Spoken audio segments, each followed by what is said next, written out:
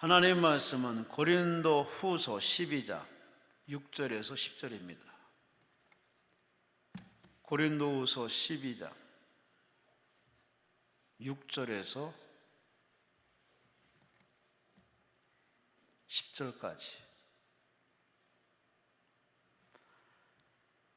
298페이지입니다. 고린도 후서 12장 6절에서 10절까지 찾으셨으면 아멘 하시겠습니다. 합독하십니다.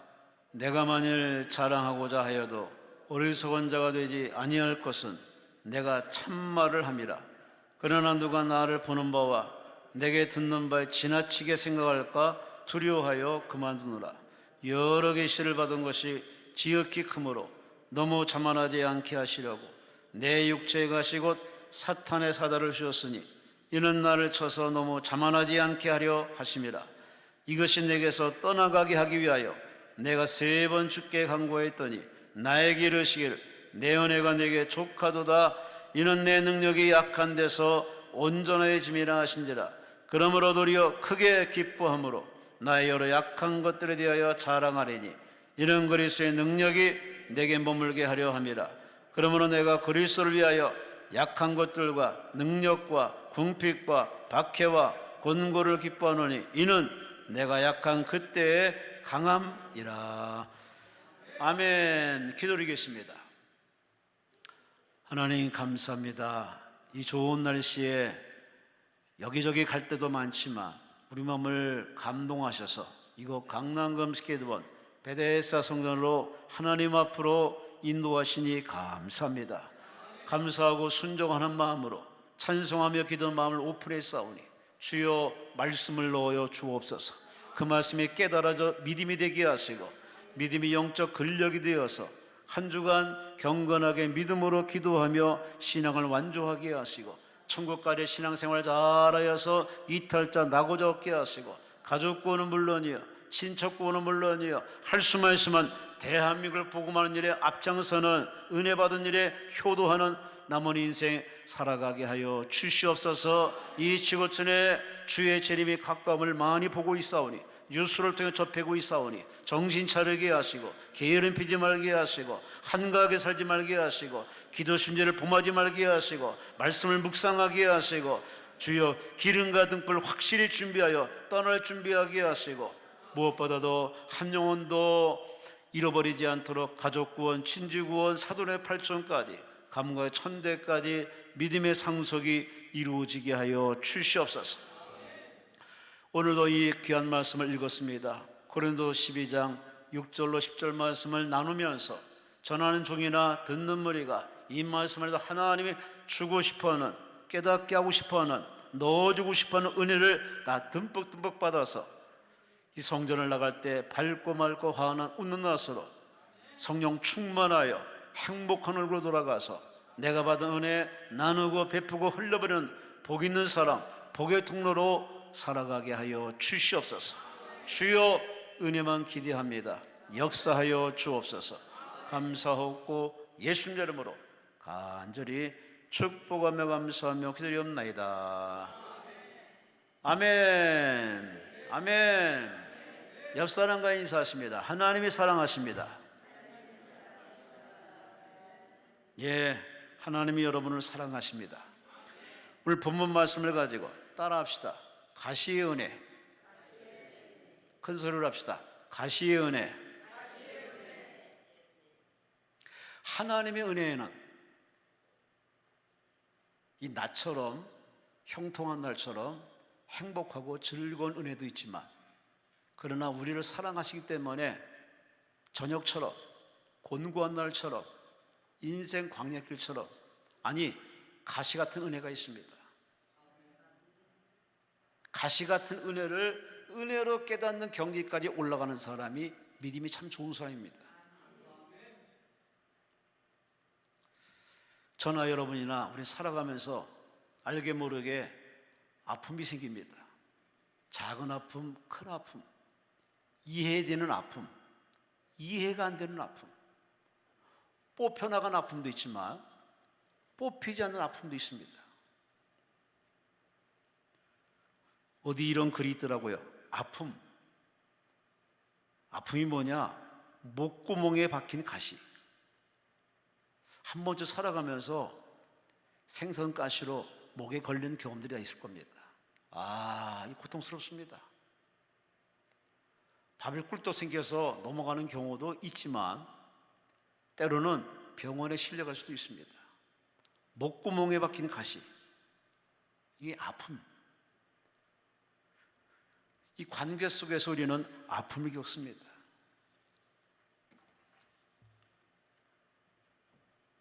이 아픔이라는 표현을 어떤 사람은 이렇게 표현하고 있습니다.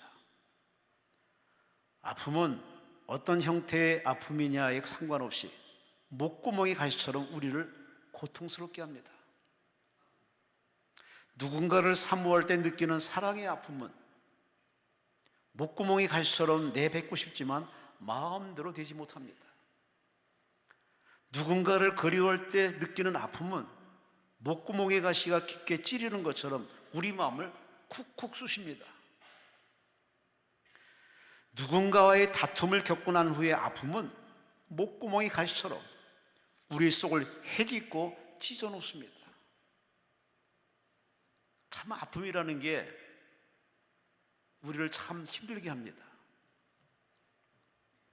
손톱 밑에 가시, 대수롭지 않게 여겼다간 큰 코 다칩니다. 빼내야 됩니다. 뽑아내야 됩니다. 이게 해결이 안 되면 참 아픔이 가시지 않고 골마 터집니다. 참 우리는 알게 모르게 크고 길고 백세수를 하지만은 대부분 다 70, 80입니다. 물론 전후가 있지만 이렇게 짧은 일 살아가면서 우리에게 이 아픔이라는 것이 예고 없이 찾아옵니다. 가정에서도 아픔을 생길 수도 있고 사회생활 속에서 원치 않는 아픔으로 그렇게 살아갈 수도 있습니다. 그래서 그런지 몰라도 태어날 때 다 울고 태어난 거 봅니다. 응아 하고 울고 태어납니다. 아니 인생 살아가면서 울지 않고 사는 사람 누가 있겠습니까? 좋아서 감기에 흘리는 눈물도 있지만 억울해서 기가 막혀서 아파서 해결할 길이 없기에 우는 사람도 어지간히 많이 있습니다. 여러분은 어떤 가시가 여러분을 힘들게 해서 아픔의 상처로 그 아픔을 해결하기 위해서 이 기도에 오셨나요? 오늘 본문에 믿음의 대단한 리더, 선지자, 목사, 교회를 개척한 바로 대단한 사도 바울의 이야기가 오늘 본문에 기록되어 있습니다. 언뜻 보면 이 사람은 대단한 사람입니다. 오죽하면 예수가 직접 찾아가서 그를 콜해가지고 주의 사도로 삼았을까? 하나님의 그를 끌어다가 저 하늘 꼭대기에 올라가서 하늘 3층 천에 천국까지 다 보여주시고 장차 지구상에 들릴 일까지 다 보여주면서 어마어마한 은혜를 체험했습니다. 그는 성경 13권을 기록한 대단한 성경학자입니다. 성경을 기록한 사람입니다. 교회도 상당수 많이 개척을 했습니다. 예수는 팔레스타인 땅 지방에서 갈릴리 지방에서 선교 사역했지만 바울은 이방 땅까지 선교했던 이방 사도입니다. 그런 면에서 대단한 사람입니다. 겉으로 볼 때는 화려하지만 그에게는 말할 수 없는 누구에게 속내를 들키고 싶지 않은 아픔이 하나 있습니다. 오늘 본문에 그 아픔을 소개합니다. 참 성경은 왜 이런 걸 기록했을까? 이런 걸 감추지 왜 굳이 이런 걸 다 기록했을까 할 정도로 그 속내를 다 드러내서 아픔을 완전히 이렇게 들춰내서 성경에 기록해가지고 이 사람도 이랬네? 이 사람도 이렇게 죄를 졌네? 이 사람도 이렇게 아픔이 있네? 그런 과정을 통해서 하나님께서 우리들에게 뭔가를 전달하고 싶은 이야기가 있습니다. 인생에 꽃길은 없다는 겁니다. 인생에 평탄한 길은 없다는 겁니다. 인생은 오히려 광야길이고 좁은 길이고 십자가 지는 길이고 더 심한 표현하면 죽으러 가는 길입니다. 어느 심리학자는 인생을 이렇게 표현했습니다. 인생은 움에서 틈으로 하는 거다. 어머니의 자궁에서 나와서 무덤 요람으로 가는 거다. 아, 슬픈 겁니다. 태어나는 순간에 죽음을 향해 달려갑니다. 그 사람들은 이 죽음의 문제, 이 절박한 한계 속에서 살려고 몸부림칩니다. 여러분이나 저도 그랬죠. 근데 어느 날 전도를 통해서 복음이 내게 들어오면서, 아, 이 땅이 전부가 아니네, 7080이 전부가 아니네, 또 다른 세상이 있네, 아, 그분이 만들어 오셨구나, 이를 만들기 위해서 그분이 이 땅에 오셨구나. 그래서 그분 예수를 만나가지고 우리는 저 천국을 지향하는 천국 백성으로 이 땅은 잠시 점찍고 가는 인생, 저 천국을 갈 준비하는 천국 백성으로 지금도 살아가는 줄로 믿습니다. 할렐루야. 이렇게 천국을 지향하고 천국의 꿈을 가지고 사는 우리들 너무 행복하죠. 그런데 실상 우리 삶에는 오늘 본문에 바울의 아픔처럼 인생의 아픔이 있습니다.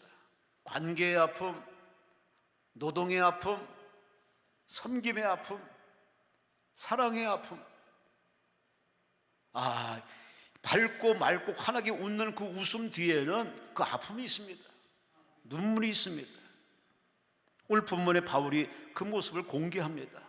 내게는 아픔이 있다. 오늘 본문에 그 아픔을 원흉이 뭐냐 봤더니 가시입니다. 가시. 오늘 본문에 가시라고 표현하는데 그 가시를 헬라어 원어상으로는 스콜롭스. 이 말은 무슨 말이냐? 말뚝, 뾰족한 창, 쇠꼬쟁이. 단어 자체가 상당히 혐오스러운 겁니다. 자기의 가시가 이렇게 뾰족한 창처럼 말뚝처럼 쇠꼬챙이처럼 자기에 팍 박혀가지고 지금 마음이 심히 아프다는 겁니다. 아니, 몸이 아프다는 겁니다. 얼마나 심하게 아프면은 그는 이게 들킬세라, 사람들이 알세라 전전긍긍하면서 그렇게 사람들의 시선을 피해가면서 그는 하나님께 얼굴을 돌려서, 하나님 왜 그래요? 왜 나에게 이런 아픔을 주십니까? 왜 나에게 이렇게 쇠꼬챙이처럼 창처럼 찌르시며 말뚝을 팍 박아놔서 뽑히지 않는 이 가시를 왜 내게 주십니까? 그는 하나님 앞에 오늘 본문에 절규하며 기도합니다. 사람들에게 얘기를 안 합니다. 왜? 얘기해봤자 목사가 왜 저래? 하나님이라는 목사가 왜 저래? 귀신을 내쫓는 목사가 왜 그래? 사람들의 오해가 증폭되기 염려해서 혹시 교회를 떠날까, 혹시 하나님을 떠날까 봐, 그래서 이런 전전긍긍하는 마음으로 소갈이 하다가 하나님 앞에 울고불고 기도합니다. 그의 아픔과 가시가 뭘까? 성서학자들은 뭐 간질, 심한 안질 여러 가지 표현하지만 구체적인 병명은 나와 있지 않습니다. 그러나 너무 힘든 겁니다. 너무 아픈 겁니다. 이게 표가 안 나. 아주 힘든 겁니다. 오죽하면 바울은 이걸 사탄의 사자다, 사탄의 사자로 표현할 정도로 사탄이 자기 와서를 찌르고 말뚝처럼 박아가지고 자기를 고통스럽게 해서 목회를 못하게 만드는 이 아픔, 사탄의 사자라고 했지만은 실상은 자기 고통이 얼마나 크다는 소식을 이렇게 표현한 겁니다. 한마디로 그에게 엄청난 시험거리입니다. 이래가지고 목회하겠는가? 이래가지고 설교를 해야 되는가? 이래가지고 하나님이 계시다고 설교할 수 있겠는가 하는 자기 지금 신앙의 딜레마에 빠져 있습니다. 그는 그 약점과 장애를 가지고 대부분의 사람들은 다 하나님께 원망 팔자 운운하겠지만 오늘 본문의 사도 바울은 자기의 신앙의 방향을 설명해 줍니다. 내 눈을 봐서는 가시고 사탄의 사자지만 약점이고 장애고 결격적인 사유지만 그러나 여기에도 하나님 은혜가 있지 않을까? 다 아신 하나님, 창조하신 하나님, 나 같은 자를 사랑해서 부르신 하나님이 다 이유가 있어서 내게 허락한 것이 아닐까? 내게 주신 것이 아닐까? 한마디로 입장받고 생각하는 겁니다. 여러분, 참 중요한 태도입니다. 똑같이 문제를 겪으면서도 입장받고 생각하면은 그 사람이 이해가 됩니다. 그 사람이 용서가 됩니다. 아니, 그 사람을 축복할 수가 있습니다. 그러나 서로 입장 바꾸지 않으면 평생 목성과 화성입니다. 평생 남자 여자입니다. 평생 죽일 놈 살 놈밖에 이분법으로는 해결될 수밖에 없습니다. 오늘 사도 바울은 자기에게서 벗어나 주께로 돌아가서 주님의 눈으로, 주님의 마음으로, 주님의 입장에서, 창조주 입장에서 자기를 바라봅니다. 아, 그래. 그렇지. 그래요. 맞아. 고통받고 아픔 많은 이 사도 바울을 지금 하나의 눈으로 바라보기 때문에 바울은 오히려 언어를 바꿉니다. 그래서 뭐라고 표현했느냐? 이거는 가시가 아니라 약한 나로 강하게 하는 하나님의 은혜. 할렐루야. 이렇게 기도하면서 바뀌어야 됩니다. 말씀드리면서 바뀌어야 됩니다. 하나님을 상대하면서 이렇게 성격이 바뀌고 언어가 바뀌고 인생관이 바뀌어야 그게 정상이라는 얘기입니다. 가시가 아니라 하나님의 은혜. 내 편에서는 가시인데 사탄의 사도였는데 하나님으로 보니까 하나님 주시는 선물입니다.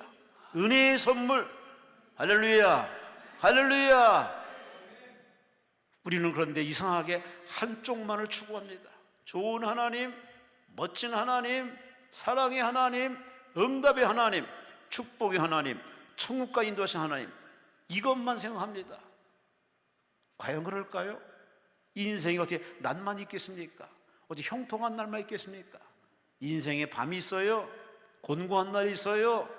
하나님의 사랑이 있으면 하나님의 채찍이 있습니다. 하나님의 사랑이 있으면 하나님의 공의가 있습니다.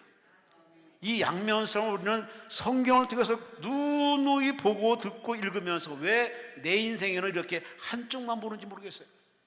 그 신앙이 정상으로 가지 못합니다. 유원재 가면 이렇게 배를 젓는 노가 있었습니다. 요즘 더좀 발로 이렇게 젓는 배도 있지만 똑같이 이렇게 저어야 배가 원하는 목적지로 이렇게 갈 수 있듯이 우리 신앙생활의 밸런스, 이 균형이 맞아야 됩니다.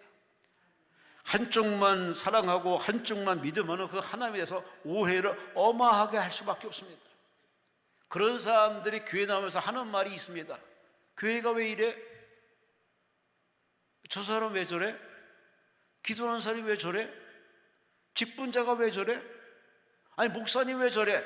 라고 말하는 사람들 보면 하나같이 신앙이 성경적인 신앙이 아닙니다. 성경의 눈으로 바라보면 그 사람이 이해가 된다니까요. 성경은 내 얘기가 아니라 사람 인류 역사의 얘기가 아니라 하나님의 이야기입니다. 하나님의 말씀입니다. 하나님의 양식입니다. 그래서 성경을 읽어야 돼요. 성경을 잡수세요. 성경을 많이 먹는 사람은 체하는 일 없습니다. 비만증이 걸리지 않습니다. 건강합니다. 성경을 많이 읽는 사람은 하나님의 말씀으로 충만하기 때문에 가능하면 하나님 눈으로 보려고 애를 씁니다. 그러니 말조심, 행동조심할 수밖에 없고 그 사람에게는 향기가 납니다. 그 사람에게는 하나님 나라가 보여주는 편지 같은 역할을 합니다. 여러분은 어떤 사람이십니까? 우리는 알게 모르게 나이 많이 먹으면 인생을 오래 살면 자기가 하나님처럼 생각합니다. 하나님처럼 돼가지고 판단합니다. 그리고 예단을 합니다. 심지어 말로 심판해버립니다. 아니에요. 여러분은 하나님 될 자격이 없습니다. 하나님도 아닙니다. 또 어떤 사람은 자기가 천사인 줄 알아. 꿈 깨세요. 여러분은 사람이지 천사 아닙니다. 내 신앙생활이 아무리 밝고 환하고 은혜롭게 하더라도 나는 사람이지 천사는 아닙니다. 자기가 하나님도 아닌데 천사도 아닌데 하나님처럼 판단하고 천사같이 이렇게 우쭐댈 필요는 없다는 얘기입니다. 사람이기 때문에 하나님을 의지할 수밖에 없는 사람이기 때문에 하나님 도움받을 수 없는 인생이기 때문에 늘 하나님을 쳐다보고 우리가 말을 해야 되고 하나님을 쳐다보고 결정해야 되고 하나님을 쳐다보고 그때로 움직이는 것이 그게 정상이고 그게 사람다운 사람이고 그게 바로 성경의 사람 아니겠습니까? 오늘 본문의 바울은 그야말로 하나님 바라보고 하나님 눈으로 바라보니 자기 인생에 하나님 얼마나 이렇게 관심이 많으시고 얼마나 사랑하는지를 그런 철저히 깨달은 겁니다.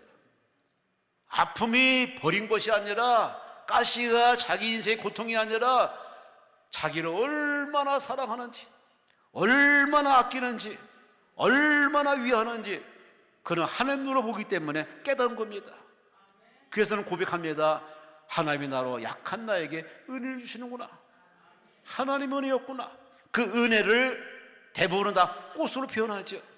태양으로 표현합니다. 근데 오늘 본문에 바울은 표현하기를 가시라고 합니다. 가시. 여러분의 아픔, 가시가 하나님 은혜라고 믿어지십니까?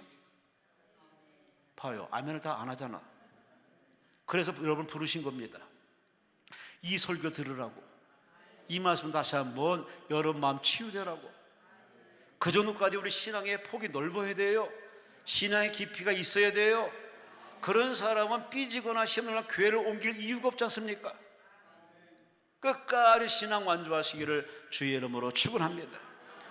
오늘 본문에 아픔의 터널을 통과한 이 바울이 가시도 하나님의 은혜다, 가시도 하나님의 은혜다, 가시도 하나님의 사랑이다, 그 정도의 그 표현력을 가지고 이렇게 그 가시를 바라보는, 아픔을 바라보는 오늘 사도 바울, 그런 기도 후에 이렇게 가시를 이렇게 해석합니다.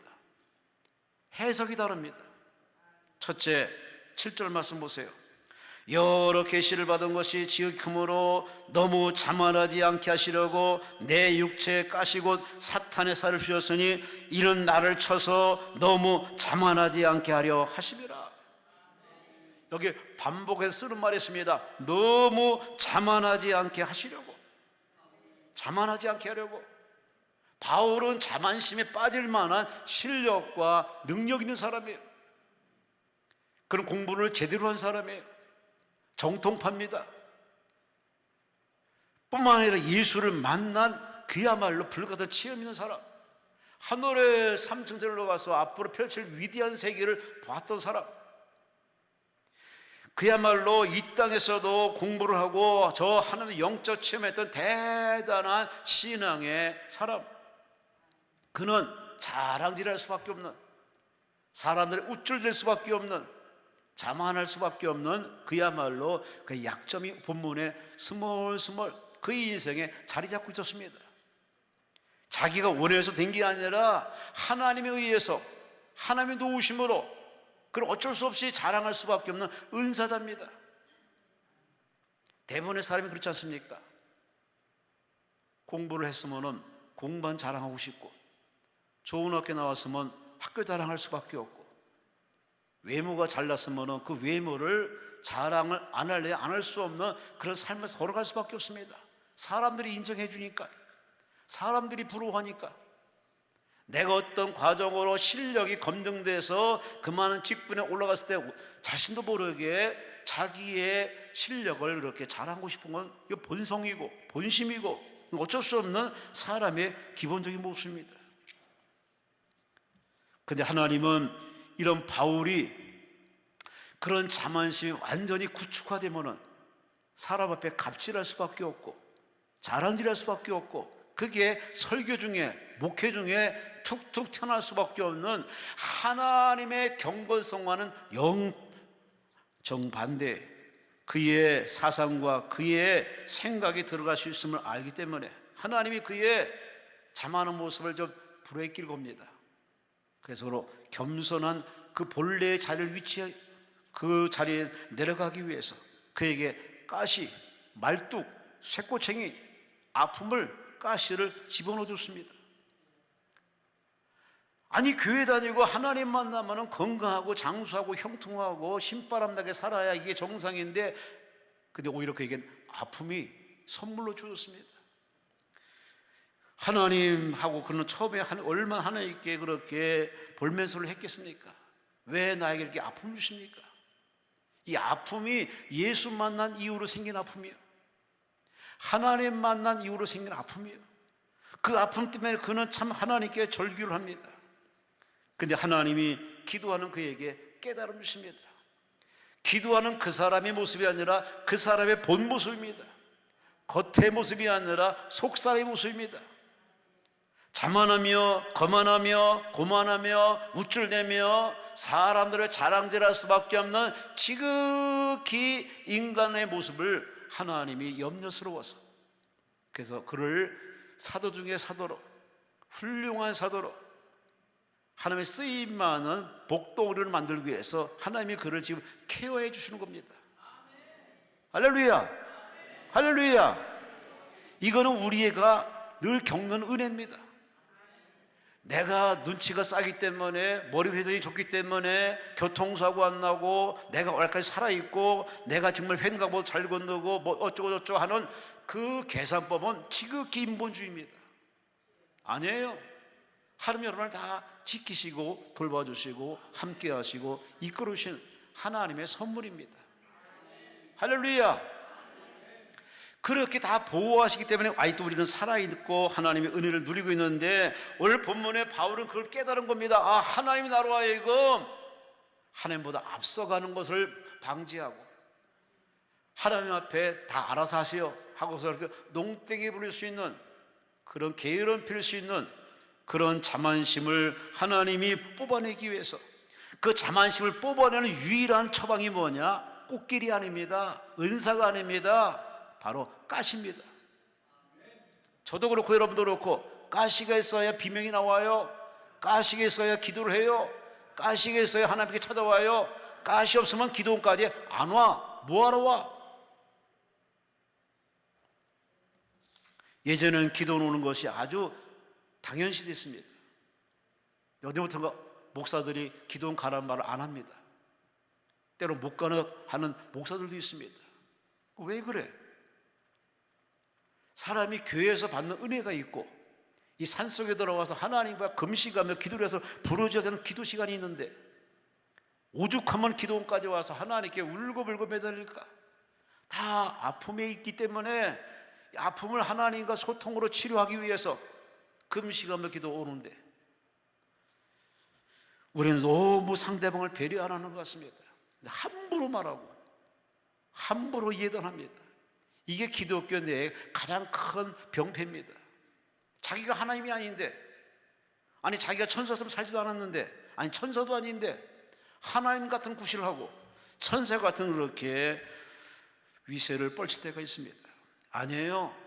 우리는 그저 하나님께 별 수 없는 흙덩어리고 먼지고, 하나님 불면은 날아갈 존재입니다.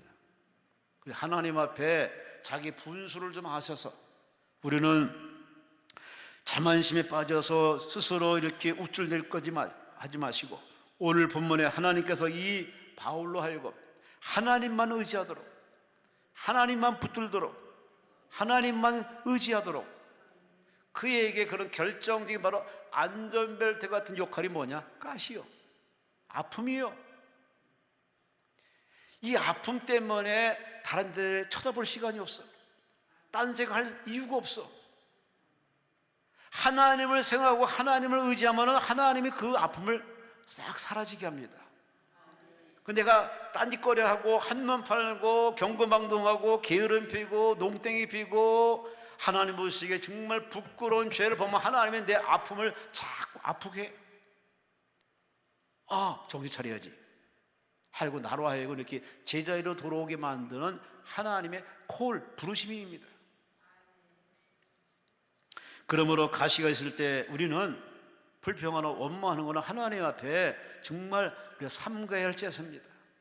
하나님이 다 아셔서 감당할 수 있기에, 감당 못하면 피할 길을 열어주시는 하나님이기 때문에 여러분이 다 그 과정을 겪어야, 통과해야 여러분이 사람 되고 일꾼 되고 사명자가 되고 천국 백성 되기 때문에 하나님 우리에게 봄도 겪게 만들고 여름철 뜨거운 걸 겪게 만들고 가을에 추수도 경험하고 한겨울에 추위도 겪게 하시는 거 다 이유가 있는 겁니다.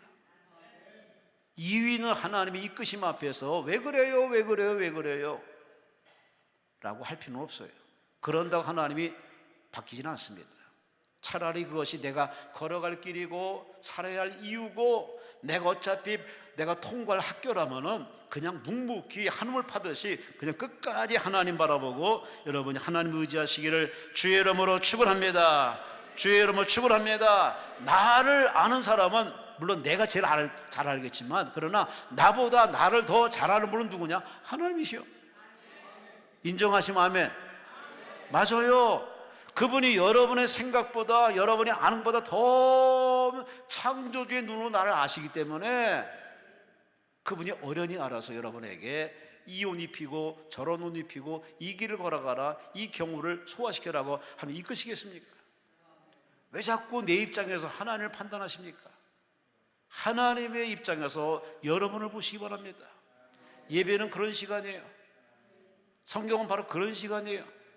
성령 충만한 사람 늘 그런 식으로 바라보기 때문에 죄를 안 짓죠. 이상현 씨가 쓴 책이 있습니다. 뇌를 들여다보니 마음이 보이네. 여기 이런 글귀가 있습니다.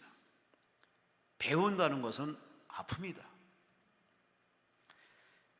기존의 것을 버리고 익숙한 것을 버리는 아픔을 받아들여야 새로운 것을 받아들일 수 있기 때문에 배운다는 것은 아픔이다.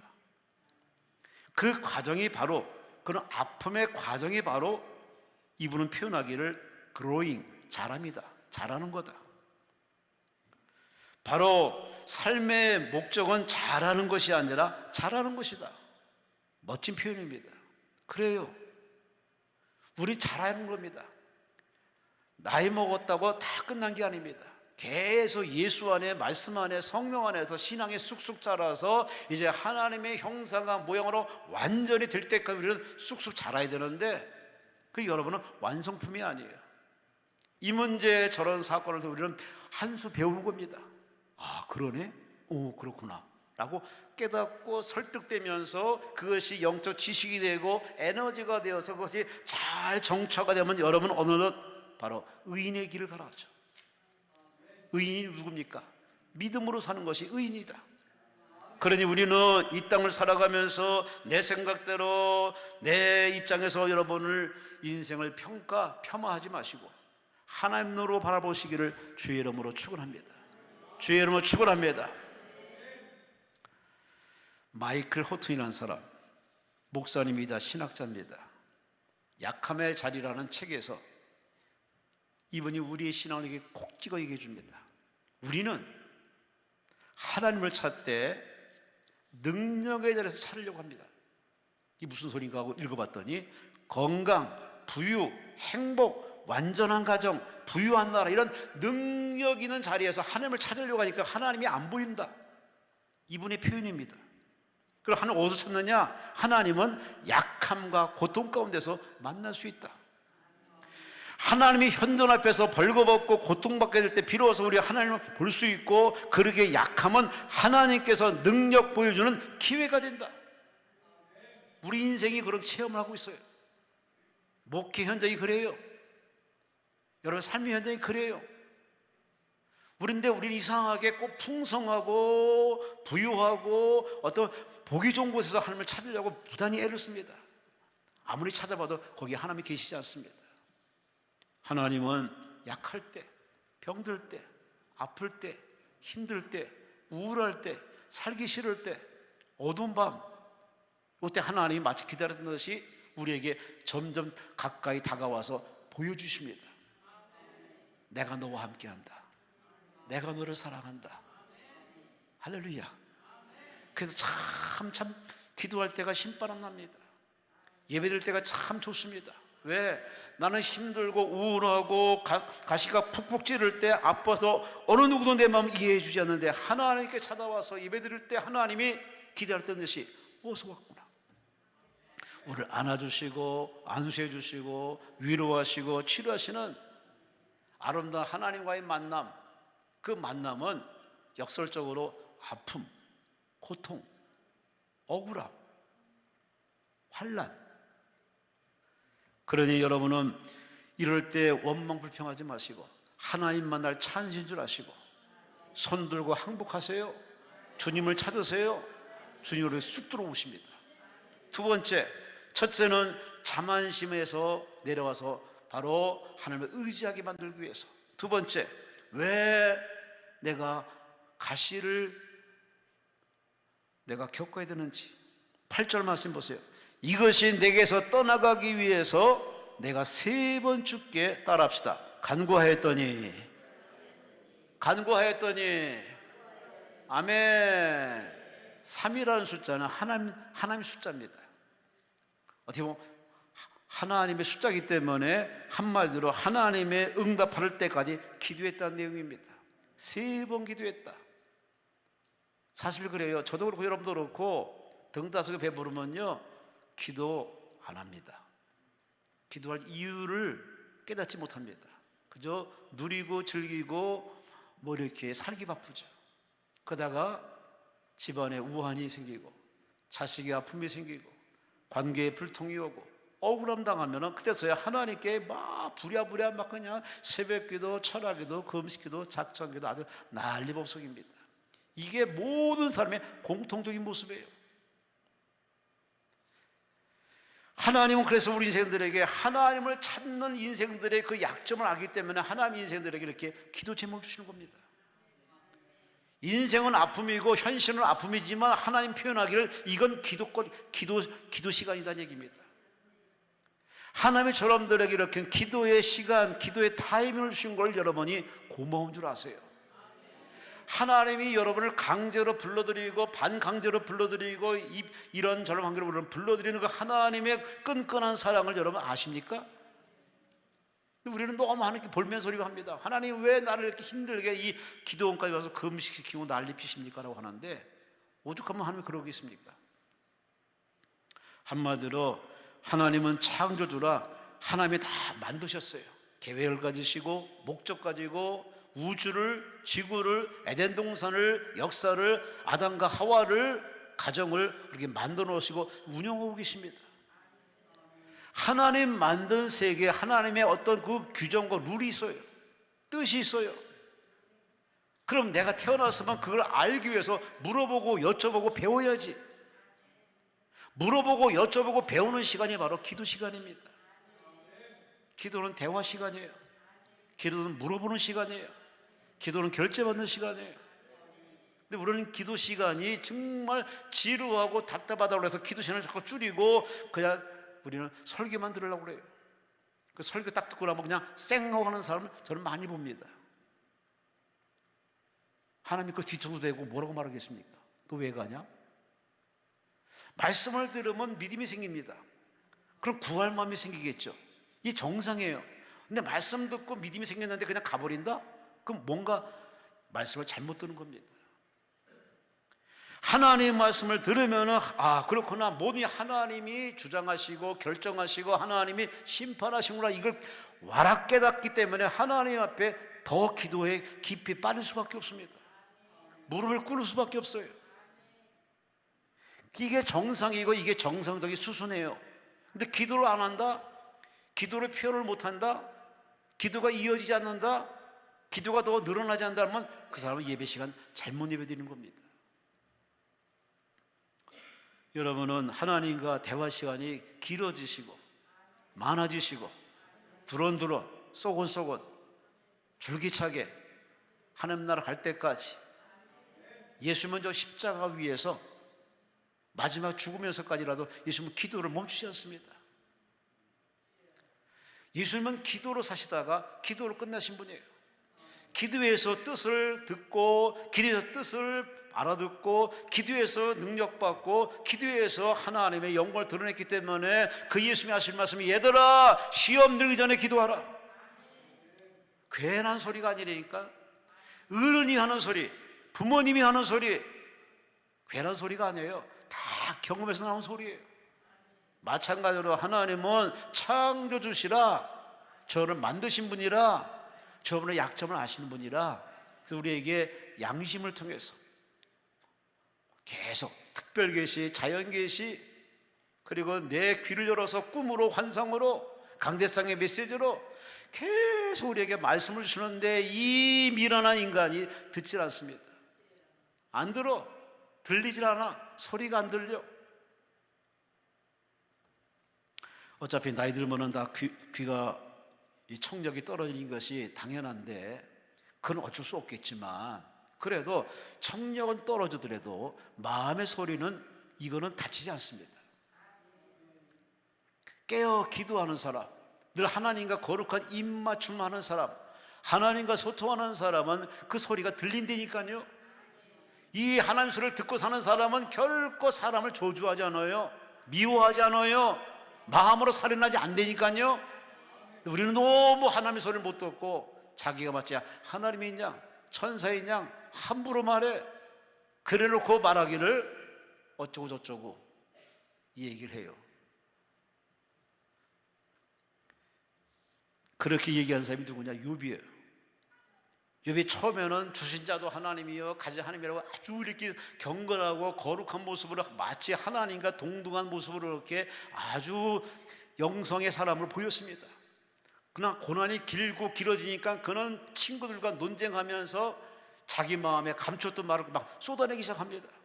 차라리 태어나지 않았더라면, 차라리 나면 죽었더라면 하나님께 누가 대전할 텐데 하면서 자기 태어난 날을 저주하고, 자기 태어난 날을 저주하는 건 바로 하나님의 자기를 이렇게 이 지경으로 끌고 가는 사실에 대해서 그는 너무 지금 견디기 힘든 겁니다.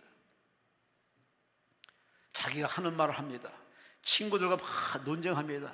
그러다가 나중에 하나님이 욥을 불러들여서 야, 하늘을 봐. 하늘을 누가 만들었니? 저 하늘을 누가 만들었니? 저 날아가는 새 누가 만들었니? 저 바다의 고기 누가 만들었는데? 그 원론적인 부분을 갖고 지금 하나님이 욥과 이렇게 대화를 합니다. 아니, 하나님 만들었죠? 하나님 만드셨죠? 하나님이 하셨죠? 그래. 그러면 이 일을 누가 했을까? 하나님이 결정하셨죠. 하나님이 하신 일이죠. 와락 깨닫고 나서 그는 하나님 앞에 회개하는 모습이 욥기서 마지막 장에 나옵니다. 제가 잘못 말했습니다. 제가 함부로 말했습니다. 제가 너무 하나님처럼 말했습니다. 친구들이 나를 공부하기 위해서 나도 흥분해가지고 말을 하다 보니까 내가 말에 실수가 많았습니다. 다 내 탓입니다. 친구들을 용서해달라고. 완전히 사람이 깨어지고 변화된 모습이 성경에 나타납니다. 그때서야 하나님 그의 아픔을 치료하시고 고난을 바꿔서 영광으로 바꿔주어서 그는 갑절의 복을 받는 모습이 욥기서 42장의 결론으로 나와 있습니다. 이 욥의 인생을 봐도 그래 마찬가지예요. 우리는 참 알게 모르게 우리는 하나님 앞에 기도하면 다 풀어지고 해결할 일인데 자꾸 입씨름하고 말씨름 하려고 그래요. 그러지 말아요. 그래야 봐야 그 사람 평생 왼수가 되고 돌아올 수도 없고 완전히 외톨이가 됩니다. 사람은 사람일 뿐이고 인생은 인생일 뿐입니다. 그러니 하나님의 인들에서 우리는 그저 낮아진 마음을 가지고 어떻게 해야 되느냐 하나님 앞에 물어보고 여쭤보고 하나님과 대화를 하면 됩니다. 하나님, 저 사람 왜 그래요? 이 문제 그래요? 무식한 내가 하나님과 이렇게 문제를 내려놓고 하나님과 대화를 해야지. 따라합시다. 기도는 대화다. 인정하시면 아멘. 하나님과 대화를 많이 해보세요. 길게 해보세요. 너무 얕은 유치한 기도하지 마시고 진지하게 깊고 진하게 길게 한번 기도해 보세요. 그분이 기다리고 있어요. 정보를 주려고, 계시하시려고. 근데 거기까지 안 와. 대충 해놓고서 기도를 다 했다고 그냥 땡치고 그냥 쌩하고 가버려요. 아이고, 어쩌면 좋아. 이게 대부분의 크리스천들의 모습이에요. 물론 그래도 하나님이 우리를 구원하시는 천국의 약속이 있어서 참 다행이지만은 찰스 스펄전 목사님, 아주 대단한 믿음의 영적 거성 스펄전 목사님, 교회 역사상 대단한 설교가고 목회자입니다. 근데 그에게도 바울처럼 육체의 가시가 있습니다.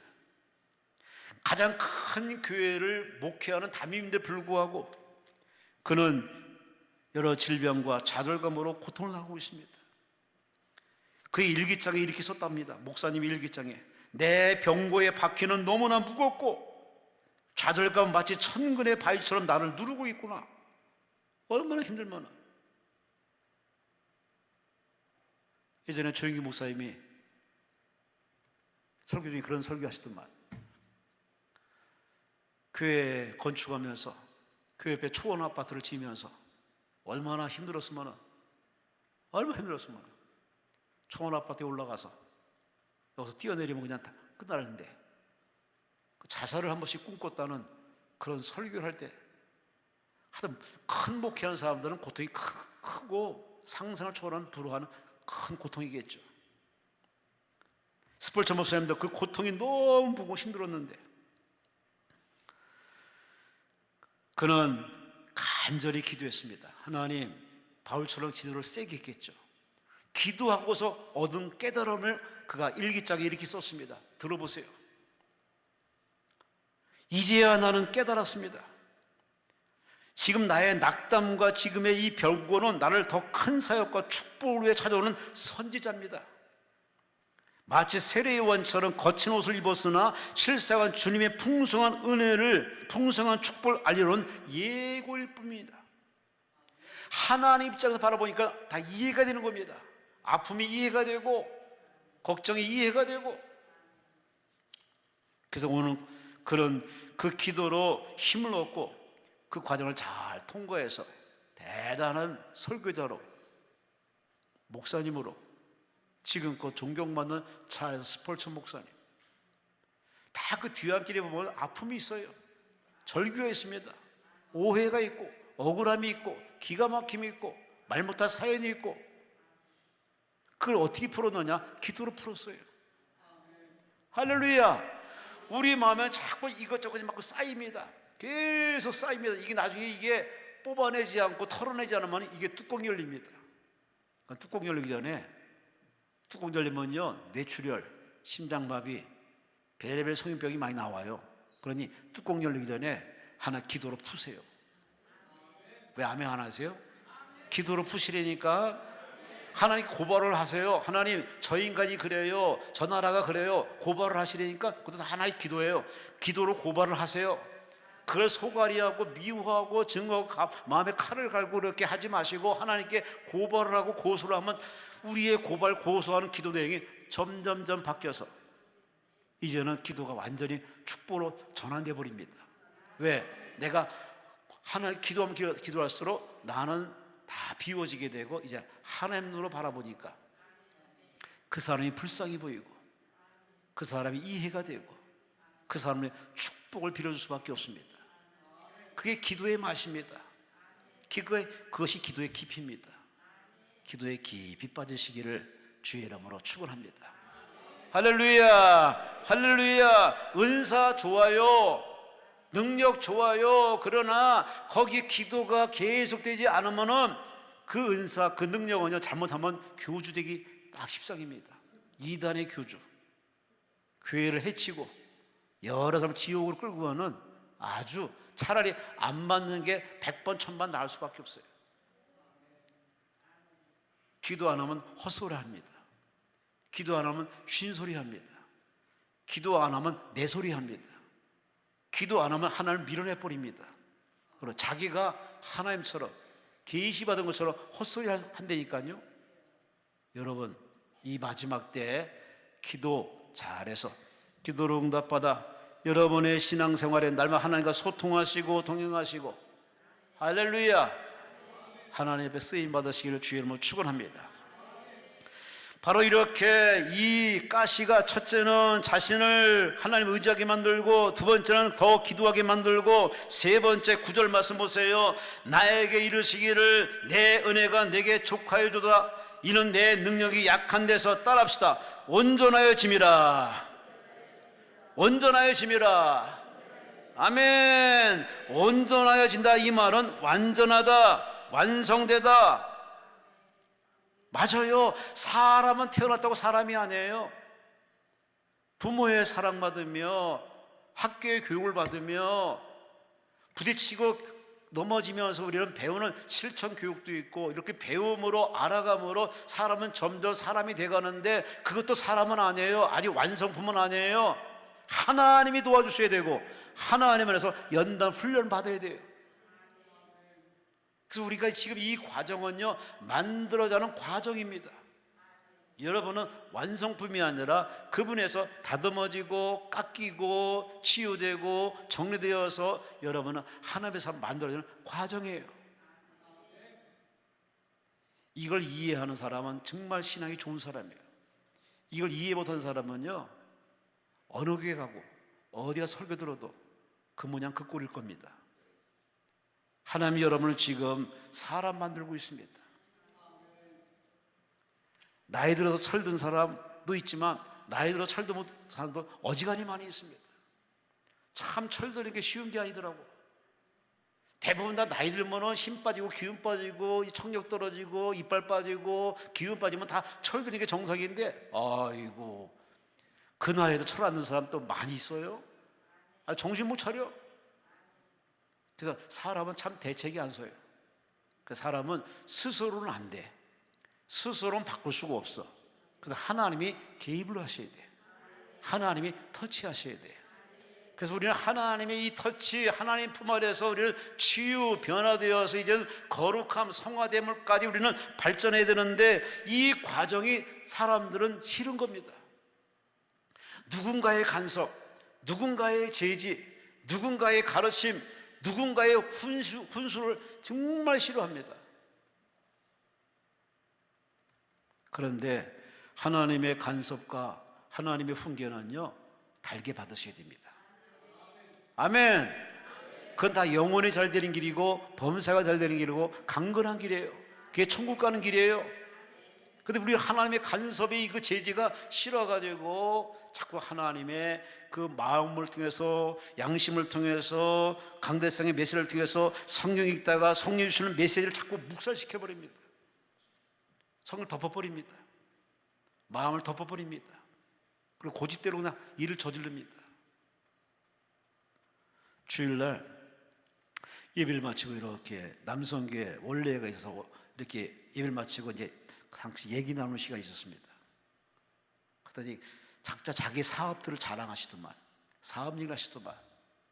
그리고 한 분이 이런 얘기 하더만, 자기가 사업하면 일을 저질러야 돼. 계산하고 뭐 그렇게 하면 안 돼. 하여튼 일을 저지르고 봐야 돼. 그랬더니 다른 분들이 맞다고. 일을 저질러야 그 사람이 사업도 하고 뭔가 큰일도 하지, 생각만 하고 가만히 있으면 뭐가 되겠냐고. 그 말고 다 남자씨들이 다 고개 끄덕이면서 맞다고 해요. 그 태도가 종종 하나님 앞에 이렇게 이어질 때가 많아요. 일을 저질러. 근데 우리는 일 저지르기 전에 하나님 앞에 한 번쯤 하나님을 경외한다면 하나님 앞에 물어보고 타진할 필요성이 있습니다. 결정고자는 하나님이에요. 그분이 마음이 동하시면 열어주시고 풀어주시고 세워주시고 형통케 하십니다. 하나님께 이렇게 당신을 존중합니다, 당신의 결정을 따르겠다고 하고 하나님 앞에 결재판 내미는 사람은 하나님이 책임지지만, 그런 태도는 안 하고 일을 저질러 버리고 사회식으로 일반 자기가 사는 방식으로 일을 저질러 놓고 수습을 하나님께 해달라면 하나님이 섭섭해합니다. 여러분은 어떤 사람이십니까? 일부터 저지르십니까? 그럼 무례함과 불경건함과 망령된 행실을 이제 지양하시고 두렵고 떨림으로 하나님 앞에, 주여 제가 여차차 계획이 있고 생각이 있는데 어디 할까요? 그 짤막한 5분이라도 하나님 앞에 기도를 하세요. 하나님께 물으면 하나님 분명히 여러분에게 어떤 모습으로든 반드시 여러분에게 분명히 사인을 보내줍니다. 사인은 마음의 평안함입니다. 마음의 확신입니다. 마음의 뜨거움입니다. 그대로 여러분이 따르시면 여러분은 형통하고 여러분에게 축복이 임할 줄로 믿습니다. 할렐루야! 미국의 흑인 대통령 나왔지만 국무장관 콜린 파월이라는 국무장관, 아주 대단한 외교관이 있었습니다. 그는 뉴욕 빈민가 출신입니다. 젊어서 그가 알바할 때 소중한 경험이 평생에 자기 자신의 인생의 하나의 방향이 됐습니다. 어느 일터에 가서 알바를 하는데 인부들이 일하는데 한 인부는 일도 열심히 안 하고 계속 윗사람을 흉보고 계속 불평하는 겁니다. 근데 또 한 사람은 그런 거 휩쓸리지 않고 열심히 자기 일에 최선하는 겁니다. 아, 이런 사람도 있고 이런 사람도 있네. 그 알바를 마치고 일하다가 또 오늘 다시 그 알바하는 장에 가봤답니다. 그런데 그 불평한 사람은 여전히 불평하고 늘 불평하고 이제 불평의 강도가 더 높아졌고, 근데 그 옆에서 열심히 그 일하던 그 사람은 오히려 중장비를 운전하는 전문 기술자가 된 겁니다. 그렇구나. 그러고 나서 또 얼마 또 지난 뒤에 또 그 알바장에 갔다고 합니다. 그랬더니 세상에 그 불평한 사람은 갑자기 병이 들려가지고 병원에 실려가가지고서 그러다 지금 병원 신세 식물인간 됐다는 얘기를 듣고 안 됐네. 근데 그 중장비 운전하는 사람은 오히려 그 일터에서 그 일터를 이끌어가는 CEO가 돼가지고 사장이 돼가지고 버젓이 이렇게 넥타이 메고 있는 모습 보고서 이 콜린 파월이 그걸 보고서 깨달은 겁니다. 원망하고 불평할 상황에 원망 불평하자고 자기를 묵묵히 한눈을 파고 성실하게 목표를 가지고 그렇게 최선을 다하는 사람은 이렇게 막노동에서 중장비를 운전하게 되고 CEO가 되고 이렇게 승승장구하는 모습 보고 나도 불평 원망하지 말고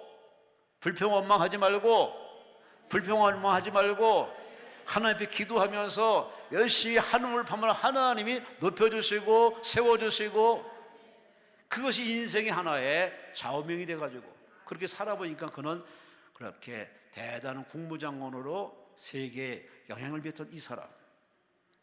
우리 하나님은 여러분에게 다른 거 요구하지 않습니다. 힘든 걸 요구하지 않습니다. 할 수 없는 걸 요구하지 않습니다. 여러분, 할 수 있는 것만 하나님 여러분에게 마음에 사인 보내주십니다. 그러니 여러분이 할 일은 뭐냐? 오늘 이 바울처럼 원망 불평하기보다는 바로 하나님이 나를 사람 만드시고 일꾼 만드시고 사명자로 세우시고 쓰시는 바로 그릇 만드시는 과정이구나, 그렇게 자기를 온전케 하시고 살리시는 하나님을 믿으니 신뢰하니 자기 이 과정을 절대 원망하지 않습니다. 불평하지 않습니다. 지금 여러분이 가져온 아픔, 기도 제목, 그건 기도 제목일 뿐이지 아픔은 아닙니다. 오히려 그 아픔이라는 그 성질의 것이 여러분을 이 하나님 앞을 불러들였으니 고맙게 생각하시고 하나님께 맡기세요. 내 짐을 맡기라, 내 염려를 맡기라, 내 행사를 맡기라, 내 길을 맡기라. 하나님처럼 군림하지 마시고 천사처럼 이렇게 거드름 피지 마시고 여러분은 그저 하나님 앞에 주여 나는 하나님을 의지합니다, 내가 기도할 건 이거밖에 없습니다 하고 기도로 하나님 앞에 풀면 하나님 여러분을 더 나은 사람으로, 더 쓰기 적합한 그릇으로 이 과정을 잘 통과하고 소화하는 여러분에게 그런 선물, 보너스를 허락할 줄로 믿습니다. 할렐루야, 할렐루야. 따라합시다. 가시도 은혜다. 아멘.